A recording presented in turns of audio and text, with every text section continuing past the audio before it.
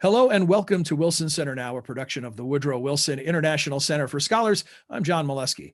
My guest today is Sherri Goodman. Sherri is a senior fellow with the Wilson Center's Polar Institute and Environmental Change and Security Program, who previously served as U.S. Deputy Undersecretary of Defense for Environmental Security. Sherri, welcome. Thank you for joining us.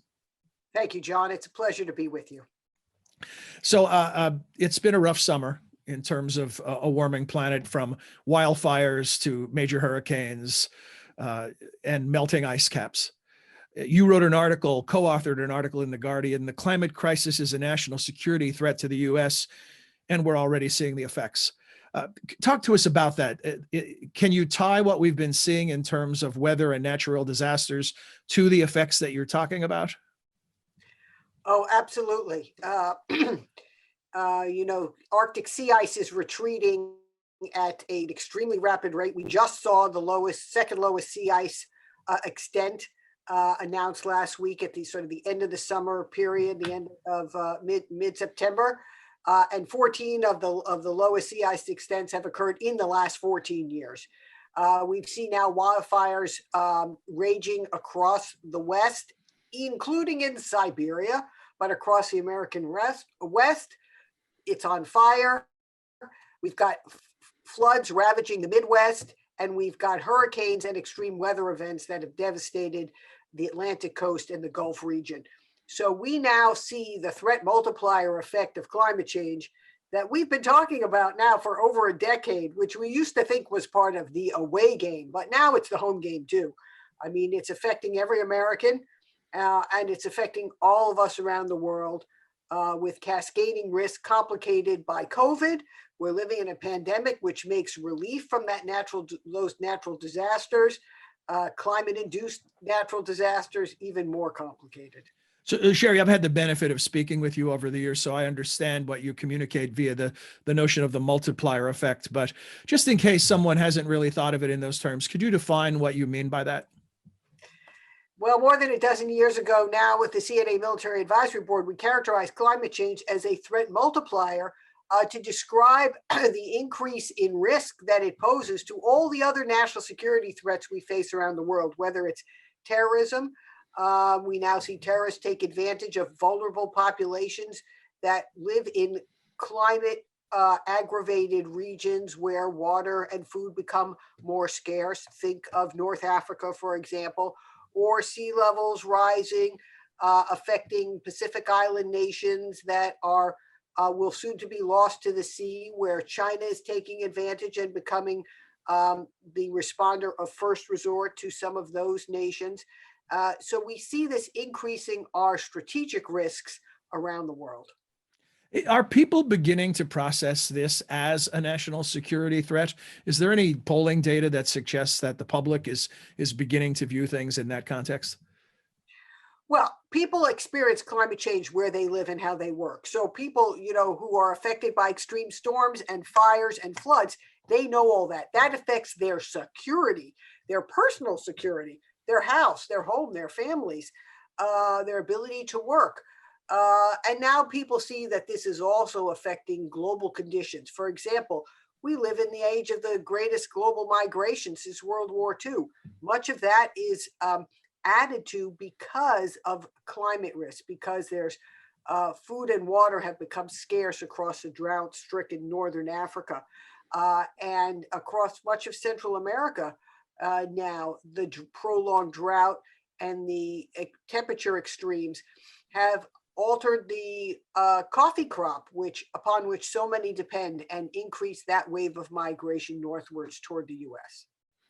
So is it coming together in more sense of urgency?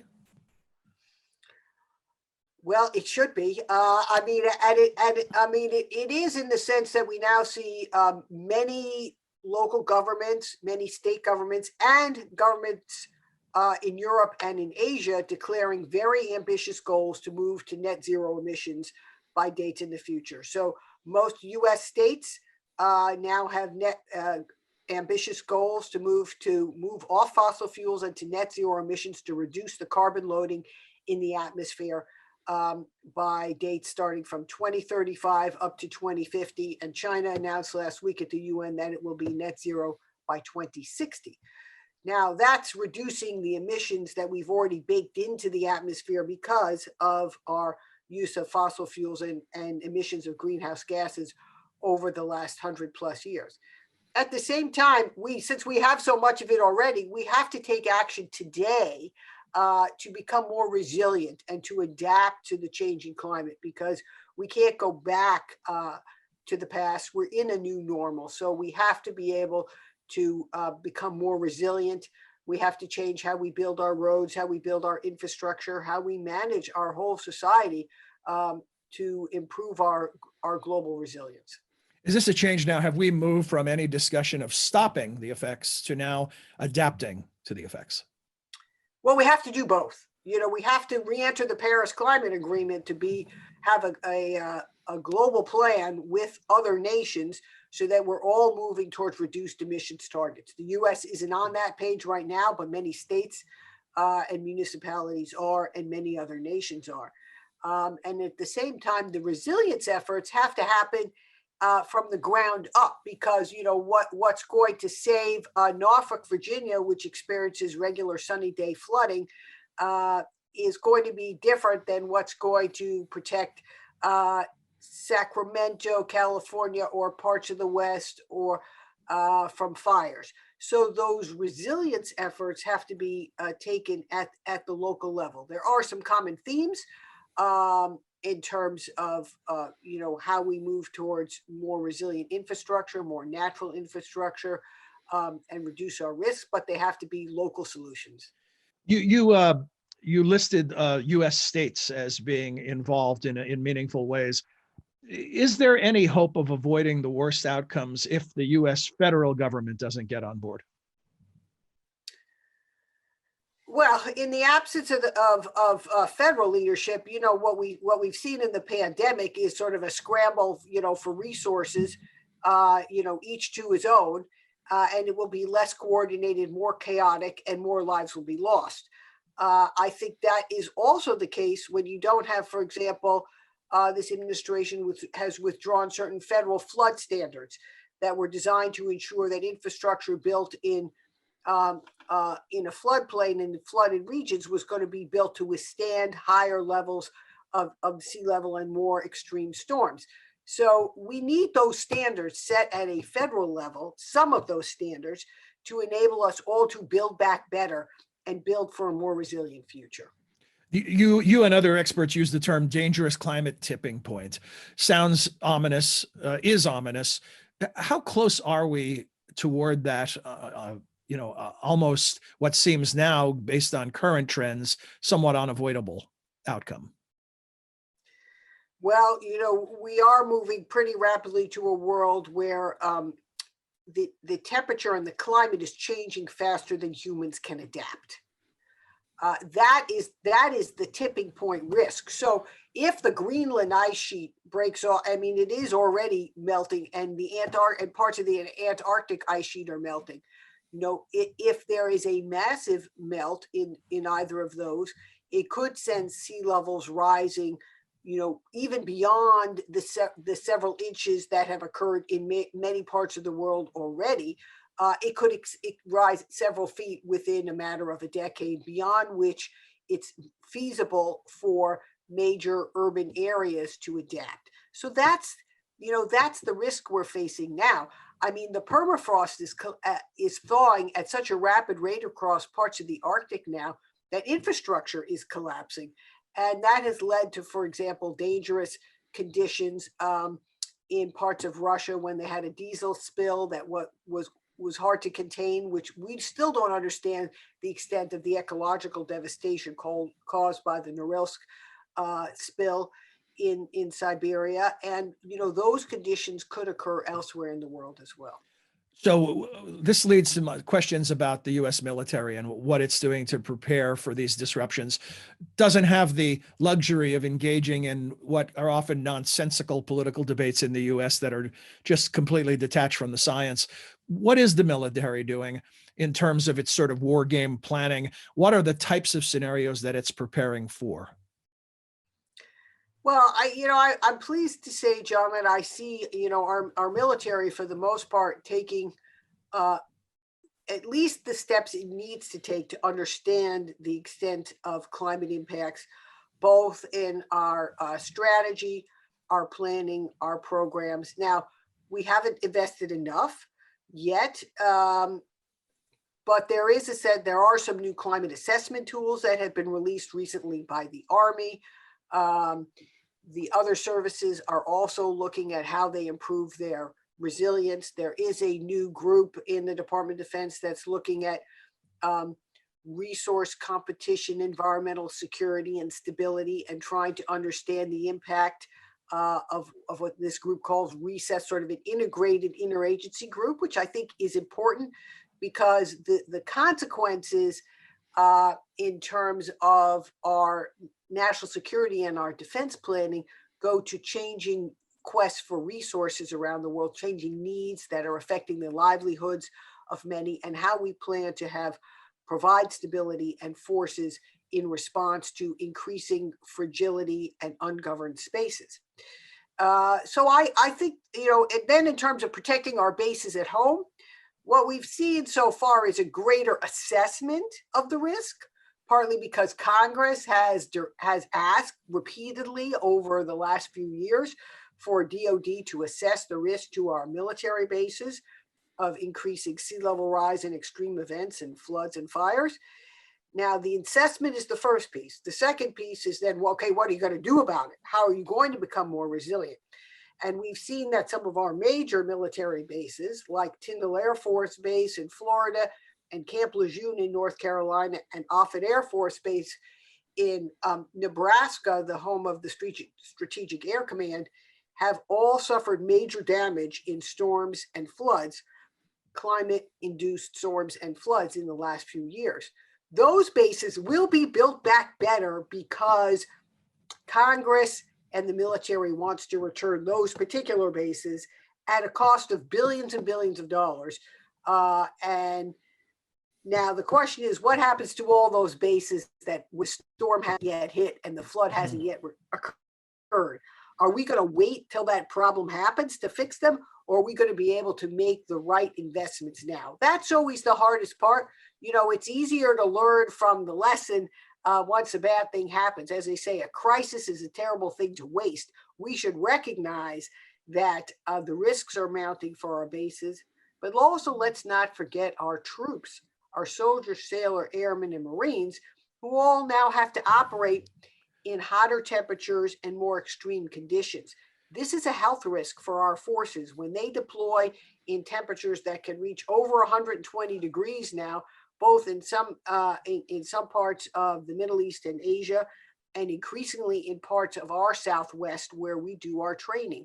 That results in what they call black flag days, where we have to stop training in order to avoid heat stress or heat stroke to our forces. And wearing 50 or more pounds of protective gear in those extreme conditions. And then you talk about defending or protecting or anticipating the problems needed to maintain the infrastructure. But then of the types of things that the military may be asked to do, what are the threat assessments? Is there a hierarchy of things, whether it be mass migration caused by climate disasters, or whether it might be just disaster relief for a stricken area during an acute stage? Will there be conflicts that the U.S. military anticipates related to climate change? And now you see, for instance, on the pandemic, where there's talk of mobilizing the military as part of the distribution of a hoped-for vaccine. What are those specific types of scenarios that they're looking at? Well, that's such an interesting question there, John, because what we've seen in recent years, starting first with the growing number of climate-induced natural disasters, hurricanes and storms and other events, and now compounded by the pandemic, is that our active duty military supporting the National Guard is increasingly deployed to conduct what are called homeland missions, as opposed to the away game outside the US. So increasingly, we're having to defend and protect ourselves at home. And that's really been a change in the way we have planned the use of military force historically throughout my lifetime, really. Since during the whole Cold and post-Cold War period. So now we find that the need has increased at at home. And so that changes then how we look out across the world and what capabilities and what resources we have. It makes our allies and partners even more important, a vital part of our security. And then when you get back to the question of migration, that's a very important one, because that is changing where people, where people live and how they move. Historically, the U.S. has benefited enormously from migration. Most of us count ourselves to be the children of immigrants, and I'm one of them. My parents were Holocaust refugees. So I believe very much in the power of the American dream, and we now have many more seeking that. So we need to figure out a solution that allows those in need to be able to share in and prosper from the American dream. But at the same time, we need to ensure that we have the resources we need here at home. And that's why we've got to build our economy back. Sherri, I know you're not a politician, but I want to ask a somewhat political question in that, what kind of, and this is a final thought, essentially, what kind of response is required here? If you're thinking in terms of mobilizing the public and not just experts behind the scenes, we've seen wars on poverty and wars on drugs that are largely political movements, even though they invoke the notion of war. What type of effort is needed to respond to the scale of the problem? Well, I think we need a Manhattan type project now. We need one that mobilizes mobilizes society and mobilizes the best of our research and development institutions, our science organizations, as well as industry, the private and public sector together, to recognize that the only way we can combat climate change is by powering through the energy transition, moving towards cleaner sources of energy.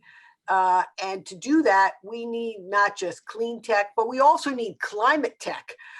We need better to understand how the rate at which the climate is changing and how it's affecting us where we live and work daily. And to do that, we need to get climate forecasting closer to what we think of as weather forecasting today. We have a lot of the science behind that. We are beginning to get the technology, the techniques, and the services to address that. We just need to put a big push behind it in the way we did in the Manhattan Project, when we put a big push on to develop that nuclear weapons capability. So now we need to do that, not just for wind, we need to do it for wind and solar, but new grid resilience, microgrid batteries, technologies, but we also need to do it for the climate observation suite of technologies that will enable us to have better predictive capabilities, so we can manage the unprecedented set of risks and rise to that with the unprecedented opportunity to transition into a era of climate proofing and climate resilience. Well, Sherri, as always, thank you very much for making us smarter on this most important issue. A pleasure to speak with you today. Thank you very much, John. It's been a pleasure and a delight. Great. We look forward to the next time. And to our viewers, we hope you'll join us again soon for another edition of Wilson Center Now. And until then, for all of us at the center, I'm John Milewski. Thanks for being here.